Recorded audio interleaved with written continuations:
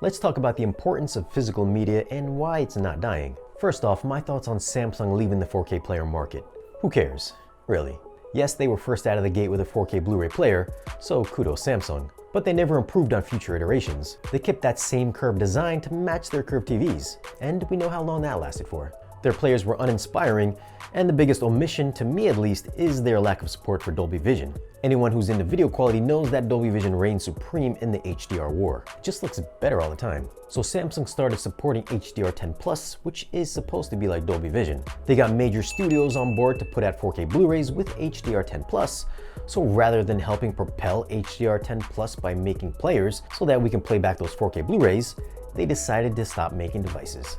So now you're limited for options this year to play back those 4K movies. The only players I'm aware of that'll support the format are going to be the PANASONIC players. So I mean, that's good news for them. Now I'm not sure if by having iTunes integrated in their TVs this year means they're counting on that Apple clout to push streaming harder, but I do know that Apple made some big noise about their iTunes library supporting Dolby Vision. And we know that Samsung doesn't support Dolby Vision. So does that mean that Apple is going to rework their entire library for HDR10+?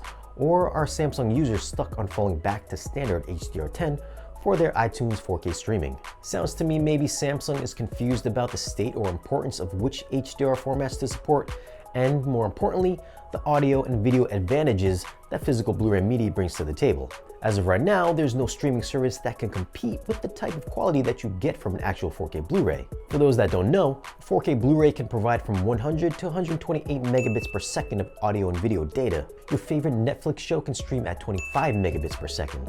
And that's if you have a good solid connection. Remember, the higher the number, the more information you have to produce your image and your sound. That means sharper, cleaner, richer video quality and higher fidelity audio. An actual 4K Blu-ray has 4 to 5 times more data than streaming. You don't have to be a genius to do the math. Now for those people that say they can't tell a difference between streaming a movie and watching a physical disc, then I think you're probably watching on a 40-inch television. If you've got a 65-inch TV, then you can tell a difference. If you're going up to larger sizes or have a 4K projector, then it really becomes no contest on who wins the video quality war. So who wins for audio? The highest quality format over streaming is Dolby Atmos. Atmos streams at up to 728 kilobits per second over Netflix and up to 18 megabits per second on 4K Blu-ray. And if you didn't know, 1 megabit equals 1000 kilobits. So that's a pretty huge gap for audio quality. Now, if you're just using your TV speakers, then you probably don't care about audio. But if you have a Dolby Atmos setup, I think it's clearly evident the sonic differences between streaming and physical. It's more detailed, it's more open, it's more nuanced. Of course, it does help if you're watching a movie that is well mixed. So just by the numbers alone, an actual 4K Blu-ray is many times better for audio and video. And remember, if the store that sold you the movie goes out of business, you still have the actual movie at home. Let's say your online movie provider, like say Ultraviolet, went out of business, then you could be stuck with nothing. So all that money you spent, it's now gone. But what if your internet goes out and you've got some family and friends over for movie night? Well, just throw in a Blu-ray. You don't need internet for that. But I get it though. It's quality over convenience again, like soundbars versus separate speakers. If you missed that video, just click up here. I know if you're watching this, you're part of the small group of audio and video enthusiasts that care about quality. You've probably got a home theater system that costs more than your car. You're not part of the let's just do it the easy way crowd.